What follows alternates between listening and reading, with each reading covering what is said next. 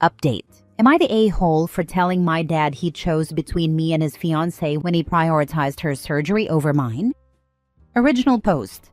I, 17 female, have had a rocky relationship with my dad. My parents married after I was born, hoping to provide a stable family for me. But they divorced when I was 11 after my dad went to rehab, and things only worsened from there. During rehab, he met his current fiancée, and they later had a kid, 6 female.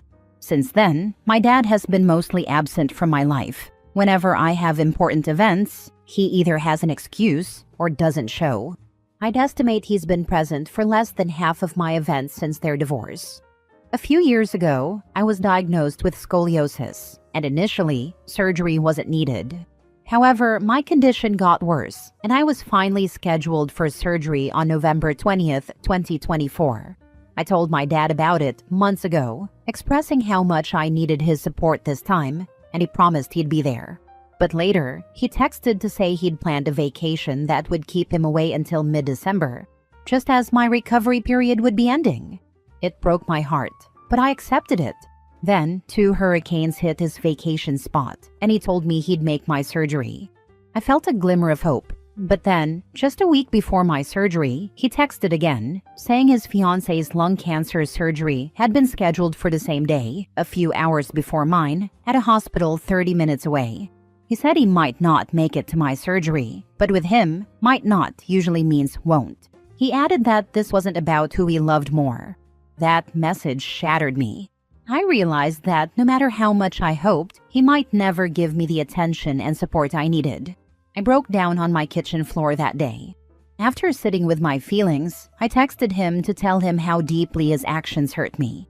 I said it wasn't only about love, but about showing care and that he'd given me hope only to let me down again. I questioned if his fiancée's surgery had really been scheduled last minute, or if he had known earlier but hadn't told me. I asked him to show he was my dad through his actions, not just his words. He responded, insisting the surgery was only scheduled the day he'd told me. But because he's lied in the past to save face, I reached out to someone who might know the truth. I then sent a follow-up message, clarifying that my frustration wasn't with his fiancée. It was with his ongoing absence and lack of support. I said that even if his reasons were genuine, he could have at least shown some empathy. I told him I hoped he'd be a better father for my half-sister than he has been for me. In a final message, I made it clear that I was done putting in all the effort to maintain our relationship on my own. I told him that if he wanted to be my dad, I would gladly be his daughter, but if he chose not to, I would be fine with that too. He hasn't responded, and honestly, I'd prefer he sit with what I've said. For once, I hope he really thinks about his actions and the impact they've had on me. So, am I the a-hole? Edit. For anyone asking, Dad met his fiancée before leaving us. Had my sister in the oven before leaving us. She will be 7 on the 24th of next month. It's possible he cheated, and it's not hard to deduce that. Now for the top comments before reading the update. Girl, your father hasn't shown up for you your entire life. What makes you think he is going to do it now? And furthermore, why do you allow him to have that power over you? He is not your father. He is the male who impregnated your mother. Stop elevating him to father status. This man is going to support the person he is making his life with, not the child he walked away from years ago. He doesn't prioritize you, and he never will, no matter what words he uses or promises he makes. Good luck with your surgery and focus on your recovery. Thank you. I will. Now for the first update. First of all, thank you for your support. All of your opinions mean the world to me and really opened my eyes to this. Here are some questions I was asked, and here's what I can answer. 1. His child is in school/he has to take care of her. No, not really. She is homeschooled and doesn't know how to spell, but that problem is for another day. His bio mom, my grandma, can take her to and from the 2 hospitals. However, I asked that he come the day after or the next. 2. What stage is her cancer/more defined timeline? I don't remember ever being told what stage her cancer is. In October 2023, my dad told me she had a tumor in her lungs, but didn't say the stage. I don't know how the law works regarding who gets a say in her surgery, but the fiancé has a great relationship with her parents, ex-husband, adult daughter, and siblings. As far as I know, he doesn't tell me anything. This was planned as of the day he texted me, and they had the option to choose the day before, but the doctor pushed them for my surgery day. 3. You have your mother for decision-making. I don't need my dad for those decisions. I needed him at my surgeries so I could have a cushion and reassurance that he would be there for me. 4. He could still very well make it. Yes, that is a chance. It's fine if he doesn't. When he gets called out for mistakes or yelled at, he shrivels and goes cold. He probably won't. I told his fiancée good luck, and the person I talked to says he is telling the truth. Does he provide quality support for you when he does show up? It sounds like he's more the kind of person whose presence would just make everything miserable and maybe make your mom uncomfortable. I can't really imagine how he could be so absent and unreliable, yet loving and comforting enough to support you during surgery. I hear and see on media that when someone goes through surgery, both parents are there because they love them and want to see them before they go into something scary. Like my surgery, they are putting 2 rods through my entire back. The only reason I had to push it to November and April was because I didn't want to miss my last year of marching band/Halloween, even though there were options in summer. Anyway, I would say the idea of him and the effort of being at my surgery was enough comfort for me, even though he doesn't really do anything else when he shows up. Second update 3 months later. Hey guys, it's been a while. Thanks for your love. I've been dragging my feet on an update, but here it is. Surgery recovery has been great. I've been in therapy since I was 12, so my therapist knows everything about my dad. Love that people across all platforms think my dad is just a sperm donor and not a real dad. Senior night is on Valentine's Day. I told him weeks in advance, saying, games start at 7 usually, but I would get to the school 30 minutes early since we will probably do it before the game. I texted his mom, Grandma, to ask him if he was going, and he texted her, oh, I never got a date. She doesn't tell me anything. BS. I told her I'll go no contact if he doesn't go, and I will go low contact if he does. If he wants to know, he can freaking ask and write it in his calendar. I told my mom to stop staying neutral and tell me why he acts like this. The relationship is almost ruined, so there is no point in her trying to save it. He likes to play the victim, tries to make it sound like my mom doesn't want him around, and uses it as an excuse to make himself look like a good guy. I've seen text messages from when I was younger of my mom trying to get my dad to make an effort. I showed her the first post, so I'll send her this one too. Hi Mom, the Kindle had screenshots of some convos. I love you. I saw them in August when I found it, so I've known for a while. I see my mom in a new light now. She will be walking me down the aisle and dancing with me at my wedding. She sacrificed so much of herself for me. She is not only my mom, but also my dad. For non-Americans, senior night usually involves seniors and their chosen people walking them across the floor. My dad walked me down for my fall senior night, but he will not be one of my people this Friday. I am desperate to keep contact with my sister. I know Grandma will help me with that. I know that if his fiancé and my dad break up, he will do the same thing to my sister. Friday came and passed. My dad got mad when he realized I didn't want him to walk me across the gym floor. He, along with Grandma and my sister, left during halftime. We did the walk before the varsity game, and pep band can't leave the stands until the third quarter, same as marching band. Plus, Grandma has been to previous basketball and football games. I left my dad a long voicemail and message on Friday for leaving, especially since my sister begged to see me, and he refused her. I told Mima I was disappointed that she left when she knew what happens at games. Monday, I finally sent him my boundaries and blocked him. I know I'm going to cry later. This is going to be hard for me. Thanks for your support. It means a lot to me throughout this journey. Hi, I'm you 30 years in the future. He doesn't change. For your own well-being, move on with your life without a minute. Heck, I'm 30 now. I can say the same thing. He won't change. He'll call you once, maybe twice a year when it's convenient for him. Maybe send gifts that show how much he doesn't know who you are or what interests you. Maybe not. He'll send you the occasional pity party call or text. Call me. We don't talk enough, etc. Honestly, it's easier if he just forgets you exist and doesn't reach out at all. Easier to not get your hopes up. Your mom did the same thing mine did. He doesn't see who he's missing out on, watching you grow, learn, and succeed in life. Or being there to support you when you fall. Ain't worth the heartache trying to chase what ain't there. Yep, some dads just don't get it. No point in chasing what's not there. So what happened with the surgeries? It's not really an update to skip ahead multiple months and not touch on anything around the original posting. Did he make it to visit you? How's the lung cancer outlook? He won't tell me about her surgery, and he visited once for 30 minutes. I don't count it as a visit since he was either on his phone, handling my sister, or avoiding eye contact. Plus, I had to poop in order to get discharged, so I was going up every 10 minutes needing to try. Next story. Am I the a-hole for telling my mother-in-law it's not my fault she married a deadbeat and to figure it out?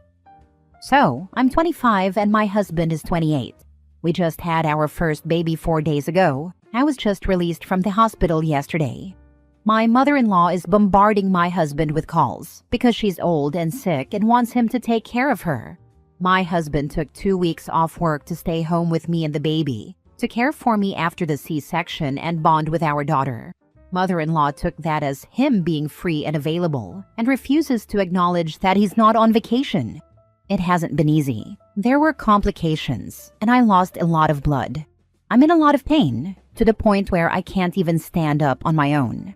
Our baby is very fussy and cries a lot. We're not really sleeping because she literally cries every hour. The first time mother-in-law called was literally 3 minutes after I gave birth, wanting him to go to her because she wasn't feeling well. She kept calling every hour while I was still in the hospital. My husband stayed with me the entire time because, like I said, I lost a lot of blood and wasn't feeling well. He put his phone on Do Not Disturb and didn't turn it on until I was discharged. We were still in the hospital parking lot when she called. He answered, and when he explained the situation, she lost her absolute mind, so he ended the call. She hasn't stopped calling him since, and he blocked her number last night at 4 a.m. after 73 calls from her.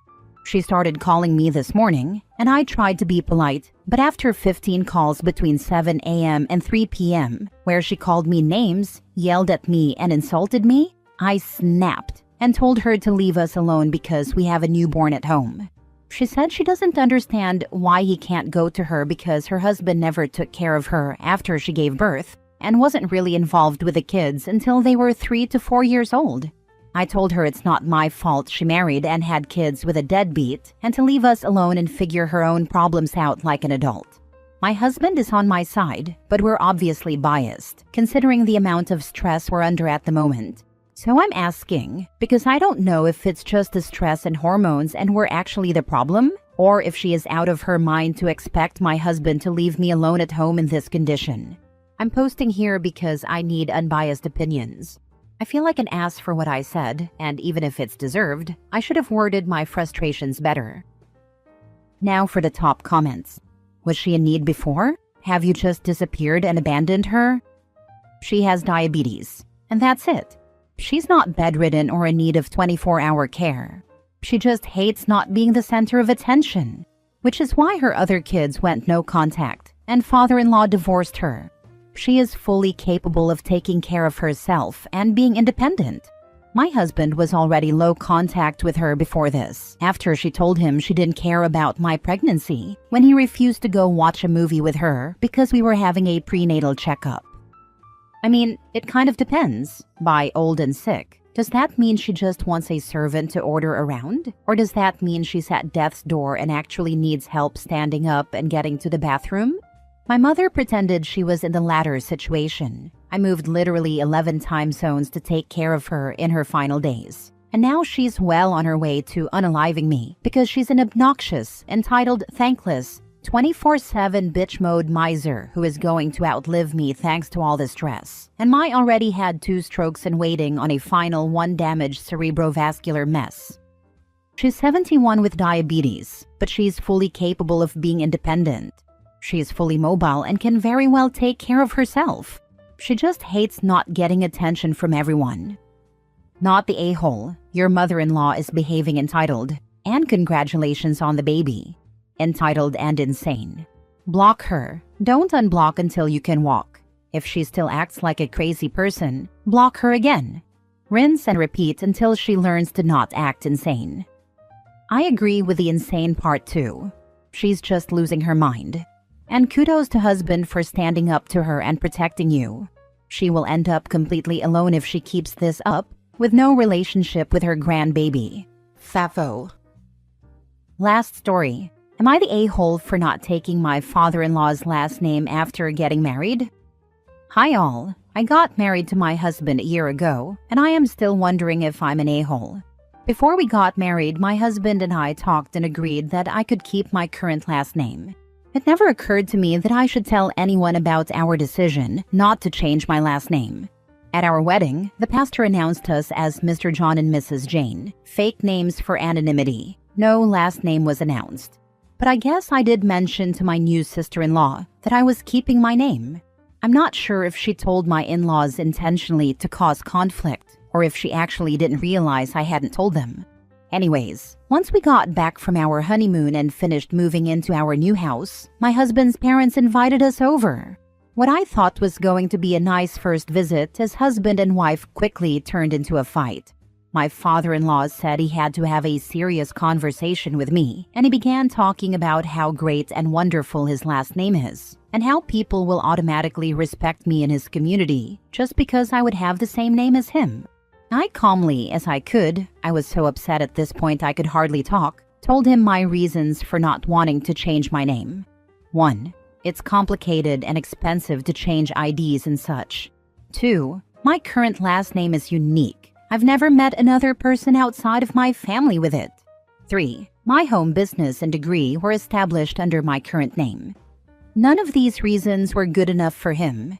He replied, well, other daughter-in-law changed her name, and she has the same degree as you. And then mother-in-law said it didn't cost her any money to change her name, but that was 40 years ago. Things change. I said, I don't feel that I further need to justify my decision to you since you're not listening or understanding my perspective. Now, father-in-law says I am insulting him by rejecting his name, and all his friends are going to suspect something is wrong and that I am making a mistake and that no one will respect me. I am full-on crying at this point, and all I could do was stand and say, I am going home. As we are walking out, father-in-law stands up and throws his hands up in a surrendering gesture, saying, I'm just trying to have a conversation. I think I could be the a-hole for 2 reasons here. 1, for not publicly announcing my intentions to keep my maiden name. 2, for walking out mid-conversation with my new in-laws. Not the a-hole, at all. It's your name. No one gets to tell you what it should or shouldn't be. I'd say if anyone is disrespecting other people's names, it's your father-in-law for not thinking your name is as good as his. The fact that he was so rude in his expression of his opinion only further proves you are not the a-hole for walking out and avoiding any more conflict, as most people would have done much worse. Thank you for your thoughts. I never considered that he was disrespecting my name, but makes sense. It also wasn't OP's responsibility to break the news to her father-in-law and ask permission to keep her name. If her husband thought this would be so traumatizing for his father, he should have had a conversation with him. And husband should have defended his wife against this attack. Not the a-hole. It's none of his damn business, honestly. You can keep your last name, take your husband's, both of you can pick a new one, or your husband could take your last name. My advice is stop trying to please those people because they sound impossible. Yes, I've realized it's impossible to please them. I would love to pick a new name with husband, but he's not on board with that idea.